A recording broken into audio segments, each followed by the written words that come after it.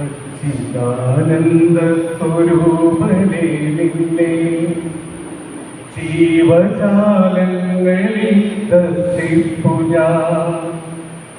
സച്ചിത്തമെന്നിൽ നിറച്ചു നീ എന്നു നീ ഉൾക്കാമ്പു ശുദ്ധമായി കാത്തിടേണം. സച്ചിദാനന്ദ സ്വരൂപനേ നിന്നെ ജീവജാലങ്ങളിൽ ദർശിപ്പു ഞാൻ. മണ്ണിലും വിണ്ണിലും പൂവിൽ മരങ്ങളിൽ ജീവചൈതന്യമായിരിപ്പൂ. മണ്ണിലും വിണ്ണിലും പൂവിൽ മരങ്ങളിൽ ജീവചൈതന്യമായിരിപ്പൂ. മണ്ണിലും മഴയിലും മാമരക്കാട്ടിലും ശക്തി സ്വരൂപനായി നീ വസിപ്പൂ.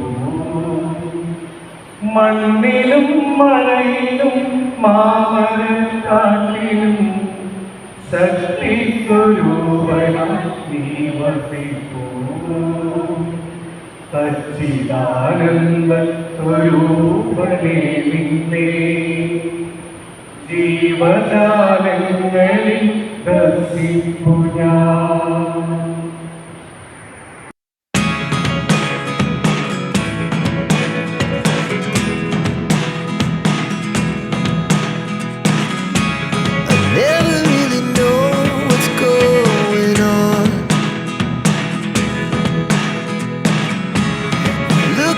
Sometimes like all you want to do is run.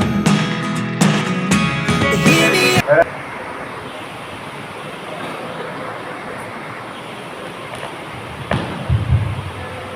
ഞാൻ അച്ഛൻ്റെ ബൈബിൾ ക്ലാസ്സിൽ പങ്കെടുത്തിട്ടുണ്ട്, നമ്മുടെ സുബോധനയിൽ വെച്ച്.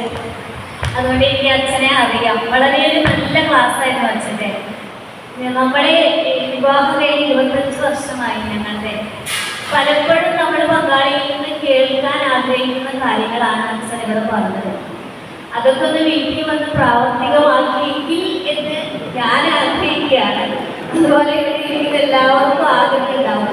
കറിയൊക്കെ വെച്ചത് കൊണ്ടുകൊടുത്താൽ അച്ഛൻ പറഞ്ഞ ഇത് കഴിക്കും, നല്ലതാണ് ഇതേ വരെ ഞാൻ കേൾക്കും.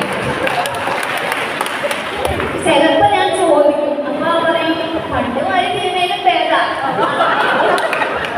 അപ്പൊ എന്റെ പാചകം എങ്ങനെയൊക്കെ മനസ്സിലായില്ലേ. അപ്പൊ അതെന്റെ ബുദ്ധിമുട്ടാണെങ്കിലും ചിലപ്പോൾ നന്നായിട്ട് പറഞ്ഞാൽ ചിലപ്പോൾ നെക്സ്റ്റ് ടൈം നമ്മൾ കുറച്ചുകൂടി ഇമ്പ്രൂവ് ആക്കും. നന്നായാലും ചിന്തയിൽ നോ എക്സ്പ്രഷൻ. ഇനി പപ്പയ്ക്ക് എന്തെങ്കിലും പറയാനുണ്ടോ എന്ന് ചോദിക്കുന്നു.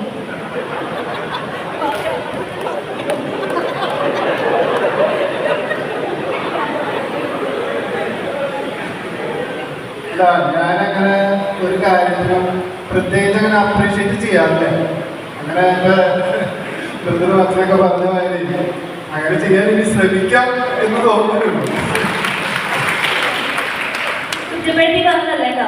ഇന്ന് ഞാൻ എൻ്റെ ജീവിതത്തിൽ എന്തെങ്കിലും ആയിട്ടുണ്ടെങ്കിൽ അതെൻ്റെ ജീവിത പങ്കാളിയുടെ ഒരൊറ്റ മിടുക്കൊണ്ട് മാത്രമാണ്. ഞാനിന്നൊരു യൂണിറ്റിൻ്റെ പ്രസിഡൻ്റാണ്. ഞാൻ ആദ്യം എന്തെങ്കിലും തീരുമാനം എടുത്തിട്ടുണ്ടെങ്കിൽ ആദ്യം ഞാൻ പപ്പോട് പറയും, ഇന്ന് നമുക്ക് ചെയ്താൽ യൂണിറ്റ്സ് എങ്ങനെ ഉണ്ടാവും. ഫസ്റ്റ് അതിനൊരു ഓക്കെ പറഞ്ഞാൽ മാത്രമേ ഞാനത് ചെയ്യാറുള്ളൂ. കാരണം കട്ടയ്ക്ക് കൂടെ നിൽക്കുന്ന ഒരു വ്യക്തിയാണ് ഞാൻ. ഒത്തിരി ദൈവത്തിനോട് എനിക്ക് എൻ്റെ ജീവിത പങ്കാളിയെ കിട്ടിയതിലാണ് ഏറ്റവും നന്ദി പറയുന്നത്. ഞാൻ ഇന്ന് ഇവിടെ നിൽക്കാൻ കാരണക്കാരൻ എൻ്റെ പങ്കാളിയാണ്. ഈ ഒരു ചെറിയ കാര്യം അതെല്ലാവർക്കും തോന്നുന്നു. അപ്പോൾ ഓക്കെ, അച്ഛൻ്റെ ക്ലാസ് വളരെ നല്ലതായിരുന്നു.